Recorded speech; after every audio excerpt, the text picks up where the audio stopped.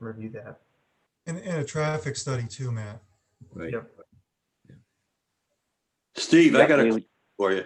Can I talk to Steve? Steve? Don Panton. Yep. Go ahead. Yep. I see the connection there between the overflow and the regular parking lot. Are cars and people going to be traveling on it at the same time? Walking, I should say. They would, Don. So I guess what we could do is propose like maybe a paved walk path as well to get people off to the side of that access road. That's a good point. That's what I was thinking, because boy, that's not going to be good with the cars coming down there. Yeah. And again, Don, and to, I think it was Jim Moore's point as well, we're gonna make that overflow parking lot work the best it can with the grade. So that may be pushed closer and reoriented, but if it came back the way it looks now, we would probably extend that dark gray sidewalk in front of the building now and extend it up into this overflow parking lot so people could, get off the parking lot quick and onto a sidewalk. Okay. Did I miss anyone on the site plan? Chris, did you comment on it? We got a little mixed up there. Matt, if I could ask one question. Yep. Steve, the green space, what is the nature of the existing and the green space there that you're showing in green? I would tell you, Adam, that most of the darker green that you see is probably would be a wooded buffer. So what we're trying to show is where we would clear trees and the rest of it would remain wooded buffer. So where the main building in the parking lot is now, it's a little bit more scattered trees. If you drive by, you can look right in there. But the darker green, that the intention would be to keep the trees there. And I don't know if we'd want picnic areas or things of that nature. But it would not be, I would assume it would not be a clear cut, and we can follow up with Pastor Brad on that. And I would say, especially to those neighbors to our south, I mean, the last thing you'd want to do is open that right up to their backyard. So. Thank you. All right, so Chris, I think you're about to talk. Yeah, that's actually what I was going to ask, is if it was all going to be clear cut and exposed to the neighbors. Yeah. So. Okay, well, luckily a lot of the neighbors are headstones. Is there a cemetery back there? Yeah, so if you look, Cemetery, yeah. To the north and to the west of us is a cemetery. yeah, so the left side of the screen is that cemetery. Okay. And then if you go So past all it, the houses, are all the brown shapes houses then? That's correct. Those are existing homes. I think there's 1, 2, 3. I think there's 3 or 4 on Onderdonk Avenue. Okay. And right at the intersection of Onderdonk Avenue 9 and 20, I believe that's the Napa site, Napa Auto Parts. yep. And then, so if you look if you were looking to the left, there would be the cemetery, there would be a few homes, and then there would be, why can't I remember that road? Is it like Harbor Drive in Celeste, Matt? Is that what you're asking? Yeah, it's right around there. Yeah. Steve, you probably also want to, especially if the church is thinking that they might see an expanded congregation by moving on 9 and 20, signage might be a problem for you, or you should be thinking about how people driving down 9 and 20 wouldn't drive past it because of the big stone wall. It's really easy to miss that. Something directing traffic so they know that that's the entrance to this new church. So a nice project sign that shows us that we're there. Nancy, is that where you're going? Yeah, something, because it'd be really easy to drive by and then you say, oh my God, I just drove by, I better make a U-ey. And then you have people turning around to come back. You could easily miss it from both directions, actually. Understood. All right, so if everyone's good in the site plan, let's go into, Adam, were we supposed to vote on something in the site plan? That was just a presentation. No, it is purely a presentation tonight.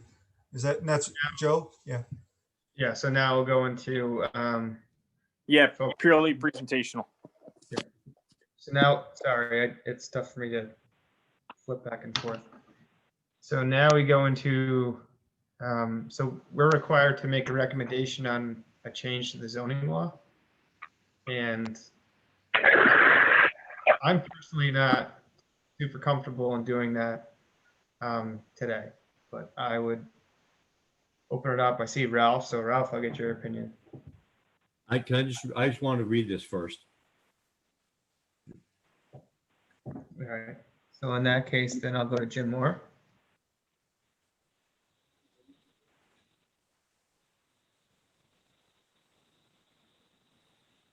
Jim, are you on mute? It's, I don't in principle have an issue with, civic religious facilities in the B2 district. I don't know what the rush is to accommodate it in a short time frame while the town is evaluating land uses. Yeah. Yeah, and my issue is I just don't like, I'm not a fan of presenting stuff to the planning board in one meeting and trying to have them make a recommendation and change to the zoning law. It seems like it could take a little more time to think it out. I'd like to hear from Joe now, if we could, Joe, regarding, we're somewhat in jeopardy, the town zoning law is somewhat in jeopardy because we haven't addressed this issue in the past. Could you explain it to us a little clearer, quickly, rather than reading? I read everything, but, if you could give us a little synopsis. Yeah. Sure. So in the year 2000, there was a federal law passed called the Religious Land Uses and Institutionalized Persons Act, also known as RLUIPA, which essentially requires religious uses not be treated differently from other non-religious uses. And so the question came up with churches not being allowed in our B2 zone as to whether we are in effect treating them differently than other non-religious uses, and if the town had any compelling reason for doing so. And I've looked through Adam's memo. We've had discussions about it. And I think the opinion of town hall is that the B2 exclusion was purely based on a legal defect, and there wasn't really any purpose behind it. Okay. So it has now come back and So I'm sorry, go ahead. I can empathize with that, with the lack of a compelling governmental interest, but is that people's intuition, or is there something behind it? Jim, I don't know if I can answer that. I think that might be directed better towards the town board where the proposal is coming from. Yeah. I think that there's been opposing arguments from the PRT or members of PRT. Is that correct, Joe?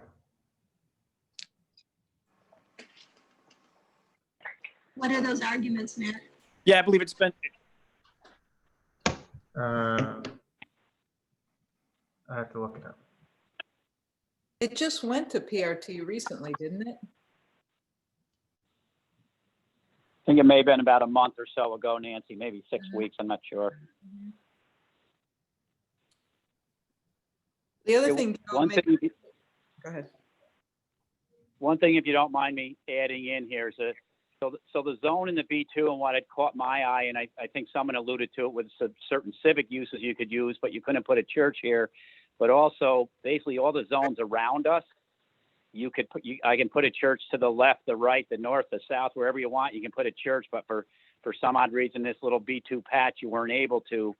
But also, we have, I think, 13 different zones in town.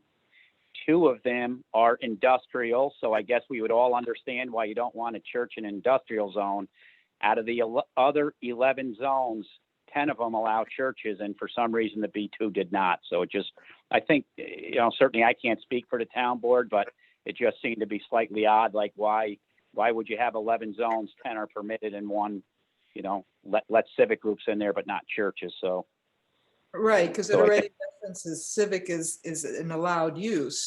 On line 4 of the permitted uses, it's civic. And that's where I was saying it's, again, we're going to be using the word civic, semicolon, religious, according to the wording that was presented in the stuff I read today. So it's kind of redundant. I think it should just be religious if it's going to go forward.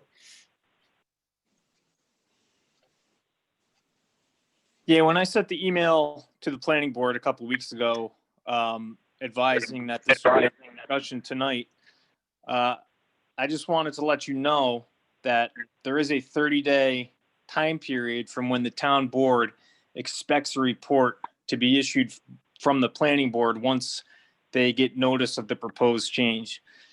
Now, I know if we were to talk to town hall and say, hey, the planning board needs more time to thoroughly review this and take a close look at it, that they would be okay with that.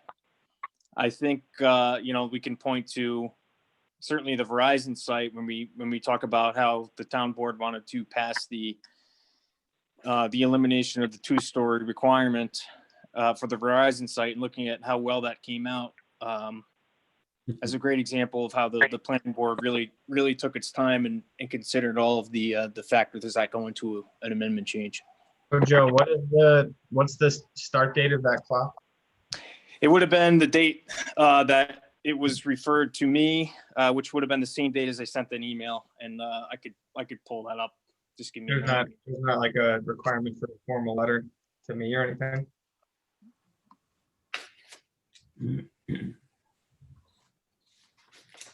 I'm personally just a fan of taking some time and thinking stuff through. Joe, this is Jim. Yeah. I'm just reading through a few bullet points here on the Department of Justice, and our LUPA prohibits the implementation of any land use regulation that imposes a substantial burden on the religious exercise of a person or religious assembly or institution, except where a compelling governmental interest exists or can be demonstrated. What does substantial burden really mean? Because if the town allows civic religious facilities in, say, 10 of 13 districts, does not allowing it in the B2 constitute a substantial burden? And I'm not saying that I'm opposed to seeing a religious facility in the B2. I'm just trying to get a handle on the issues here. Yeah, no, that's a fair point, and I'll be the first one to admit I'm not an expert in LUPA. Yeah. But I have reviewed the materials. I've had discussions with the town attorney about it.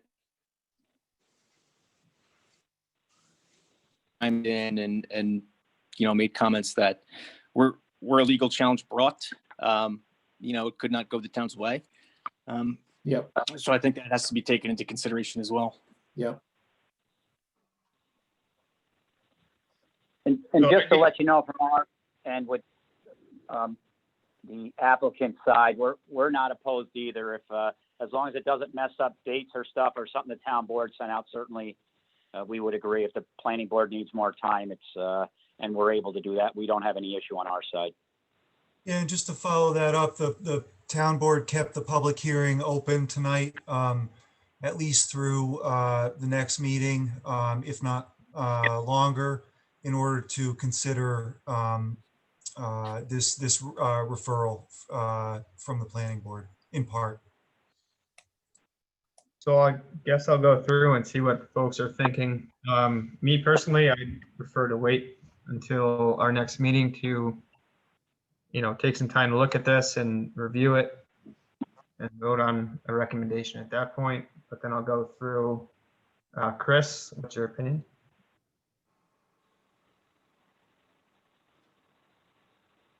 Chris, are you there? Sorry, trying to get my unmute. Sorry. Yeah, I guess I would like a little more time to consider this, although I think I know where I'm falling, so I could go either way on it. Don, see you're next on my screen.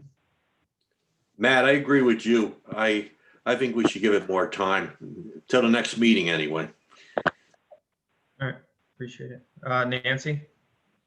I would have no problem acting on it tonight, making a recommendation, as I said, because I deal with this a lot. But if the board needs more time to think about it and do some research, a lot of stuff online, a lot of Google, you just Google it and there's tons of information. I found it very helpful. So at any rate, if the rest of the board wants more time, and Steve, if you're not in a big hurry with your development or whatever, I would say let's wait a little bit on it. Thank you. Ralph? Yeah, being the fact that, I haven't seen, or we haven't, none of us have heard any of the public comments that were made tonight, if there were any. I'd like to reserve the fact that we can at least review what the public has to say, especially being the fact that the developer has stated that time is not of the essence. And so a little bit more time, I think we could give it a little bit more thorough thought and discussion. All right, appreciate it. Jim? Yeah, I'm more comfortable with waiting to the next meeting. Okay, so we're not gonna table it, but we're not gonna vote on anything tonight, but Steve or Pastor, if you guys have anything else that you want to add, feel free to do that now. Is the next meeting, I'm just seeing on the 23rd, so that's 2 days before Christmas. Is that the next scheduled planning board meeting? It'll be more likely it'll be January, the first meeting in January. All right. It's gonna be January 13th. Okay.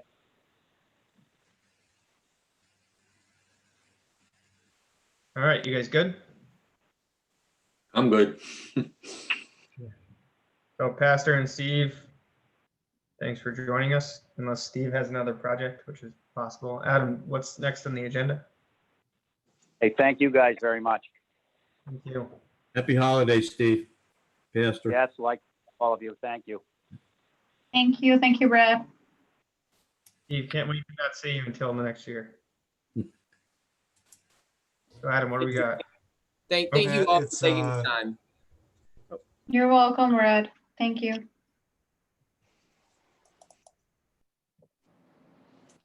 We just have a couple of updates if you guys want to do the minutes, and then we could spend whatever time is left maybe on the on those two updates. You guys know who can vote on the minutes? We do not. We do not. Yeah. I cannot vote. I know I can't. It would be Matt, myself, Don, Ralph, Kurt, and Chris. So not Kurt. Oh, nice, Jim. Yeah. Jim, well done. Good draw. Wait, so is that 4? 1, 2, 5, right? Wasn't counting. All right, so I'll make a motion to approve the October 14th, 2020 meeting minutes. Do I have a second? I'll second. No. Second by Mr. Penn. So Matt Maston, yes. Don Penton, Yes. Jim Moore, Yes. Ms. Kupiec, Dane, Ms. Horn, Yes, Ralph. Yes. Did I miss someone? I'm sorry. And I don't think Nancy was at that meeting according to the minutes. no, I Ah. abstain. I think we had 4, so I think. Yep. All right, so approved. All right, Adam, what do you got for updates? Yeah, just quickly, the Comprehensive Plan Steering Committee voted on the Ralph, as you know, on, I think that was the day before, it was 24th, a couple days before Thanksgiving, to recommend the draft with a few modifications. The comprehensive plan, proposed comprehensive plan that was prepared over the past year, almost two, to the town board.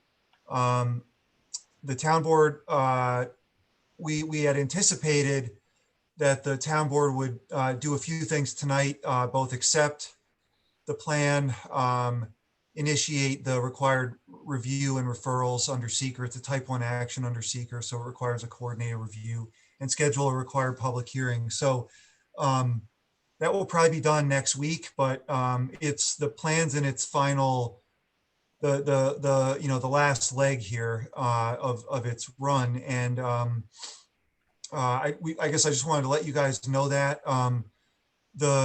we have the updated document. I got to put that out on the website. And I guess what I'll do is let you guys know when it's out there. If you want it in the meantime, please feel free to email me or Dahlia. It's just got to get updated. So I think there's a 90-day clock specified in the town law for adopting the plan once it's been referred from the special board, the comprehensive plan steering committee. So moving right along on that, which is good news. So if you guys have any questions or need anything else, Ralph, do you want to add anything as a steering committee member? No, it was great to be part of the plan. I think we had a real wide spectrum of participants, and I think it really came out. I'm really happy with it. I think we addressed a lot of the issues, and I think it was very well thought out. And I think MJ did a great job. Yeah, Ralph, I really appreciate you participating. And it seemed like a unique group too. Like they had, Dave Becker from Becker's Farm and a number of different folks that from different disciplines. Yeah, I thought Adam told me it would be a 6-month jaunt, but Oh, come on, Ralph. It never is 6 months in government. but somehow then I got to the point I thought it never would end. But it really came out well. It really came out good. Well, and yeah, to your point, Ralph, I mean, we were fortunate that the main part of the public involvement had taken place. Those 2 workshops, Yeah. there were almost 200 people attended those. So we did lose some time with the coronavirus pandemic. But even on April, I think it was April 8th, we did a presentation, Jackie, and then the NRI group did a presentation to the town board, and that was the first virtual, remote meeting. So, we kept moving. So that's all I got on that one. Do you guys have any questions? Anything further, Ralph? Good. Dahlia, do you want to take the complete streets study there? Sure. So we have our stakeholder meeting this Friday at 10 a.m. To 12 p.m. We have invited staff from DPW, police department, Parks and Recreation, school district, as well as neighbors on Turner Ave and Greenbush Terrace. Just so they can have, just so we can have, feedback from the stakeholders' perspective. We're going to talk about the technical memo that that we have in place with CDTC. We selected the consultant is GPI. We're working along with Chris Cornell, and I think we're ready to make a presentation to them. Yeah, I think that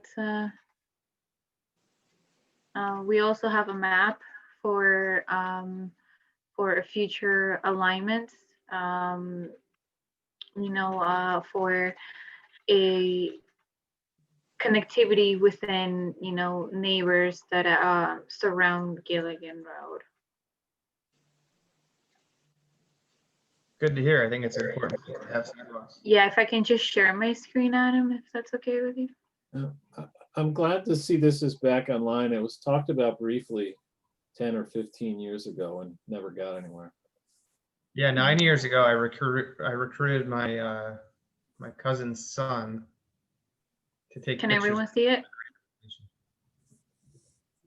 Can you blow that up just a little bit? Sure.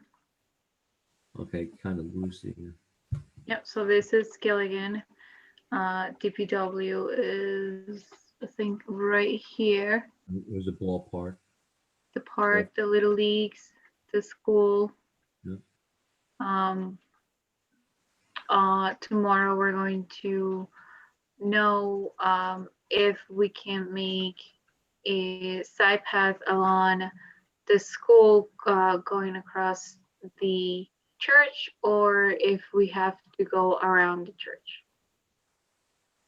So those are the two options that we have there. So the line that intersects, is that a walking trail that goes Yeah. behind, Yes, yes, and that's probably going to tie into town center? yes, correct. And then where's it go? Where's the green one going to? The lime green. Where's This one right here, Yeah. it's going to the neighborhood on this. Like right around Patalis and All the way down there. Okay. those streets.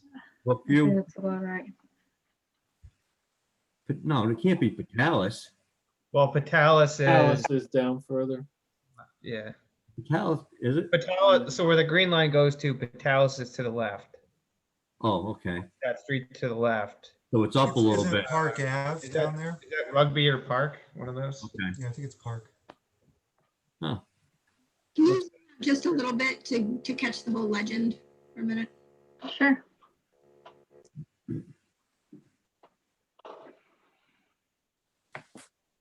Yeah, while you're looking at it, the intent after the stakeholder meeting is to make a presentation probably to you guys more formally once we have the stakeholder input and some initial results from GPI's review of the proposed alignment, the proposed section of the separate facility.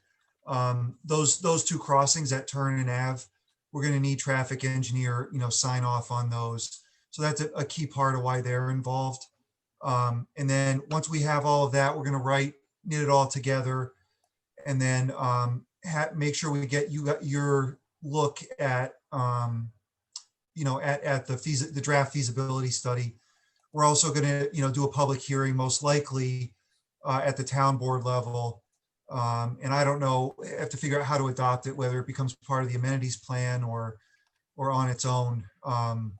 So you guys will see another iteration of this, and a larger document that describes, the project and, some implementation timeframes and schedules and stuff. Adam, one quick question in regards to the trail that goes past the Janae School now. Will those lights remain flashing at all times, or is that just just trying to get people used to the traffic signal? No, there's a button in it. It'll go red when people cross. No, Right. but no, Ralph's question though, they're flashing. It's a DOT required 7-day period. Okay. Not even, as far as I understand it, the executive chamber could convince the regional traffic engineer to budge on that. It's actually been holding up opening of the Albany Hudson Electric Trail, as far as I understand it. Yeah. Because I know the point was raised about why that wasn't a 20-mile-an-hour speed zone in front of that school to begin with. And I'm wondering if we're going to have a 20-mile-an-hour speed zone in front of Golf Middle School. Yeah, that's a good question. And this is a phased effort in large part because the school district has been very interested and engaged. They were a part of the Complete Street study out of which this grew. Larry Edson, who's now retired, was their CFO at the time, and he participated in that event. And they're willing to commit to helping fund the capital construction here. So that's a really good point. As Dahlia mentioned, we're going to have DPW and the police department there as well. So that'll be a good talking point, is what should we do to the speeds, if anything, on Gilligan in concert. Yeah, I mean, we did have a person get hit by a car. The Kennedy girl got hit on Gilligan Road. Well, it's been quite a few years now, but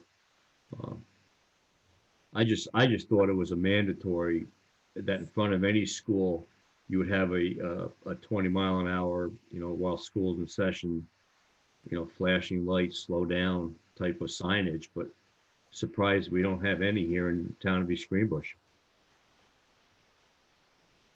And especially the one, I mean, I know they're only 5th and 6th graders, but especially the one at Janae. Yep. Yeah, I agree. But heck do we know, right? All right, so Adam, anything else? No, Dahlia, did you have anything else you wanted to add on that? Not necessarily, not in Gilligan Road, no. Cool. No, Matt, I think we're good. So, Maybe go ahead, Jim. No, are we finished with that topic or not? I don't want to interrupt. Yep. Yes. I was just wondering, before I forget, what should we do with our vouchers? Oh, you can. Pay your mortgage. You can take a picture, scan them, and send them to us. Can we type in a signature, or should we sign them? No, you could type in a signature. That's cool. Okay. Yeah. Until it's not cool anymore, I'll let you know. Yeah. Gonna have to pay your mortgage next month. Mary Hendricks is not in, so the vouchers won't. So maybe I'm speaking out of turn, but is this Dahlia's last meeting? Yes, that was my next topic of Oh. conversation. I am parting ways with the town for the city of Buffalo. Going back to your old stomping grounds. My husband's, he's from there, and his family lives there in the suburban area. So, we have a little one on the way. Oh, So having that support system will really benefit us, especially me, since I want to keep working Yeah. after the baby's born. So Congratulations. Yeah. thank you. Thank you for all the work that you've done to assist us, especially me. I know I'm certainly not the easiest person to work with, but wish you very well with your little one. Thank you. Thank you. And your new Yeah. job. Yeah. Wish me luck with the snow. I'm sure Yeah. I'll find it. All right. So with that, everyone good? Matt, the meeting on December 23rd, that's canceled? You can attend. I don't think I'm going to. Okay. Yeah, I think we're gonna cancel it. All right. Well, thank you, everyone. With that, I'm gonna make a motion. It's been a while. A motion to close, right, Joe? Joe's muted. Oh, Yes, sorry, I was muted. Look at that, crushed it. Do I have a second? Well done, and good luck, Dahlia. Yeah. I'll second. Yeah. Yes. Second to Mr. Take Penn's. care. Good luck, Dahlia. All Thank in you, favor? everyone. All in favor, say aye. Aye. All right, we're closed. Everyone have a great Happy night. holidays. Thank you, everyone. It was a Have pleasure. a great holiday. Take care. Stay safe. Yeah. Happy holidays.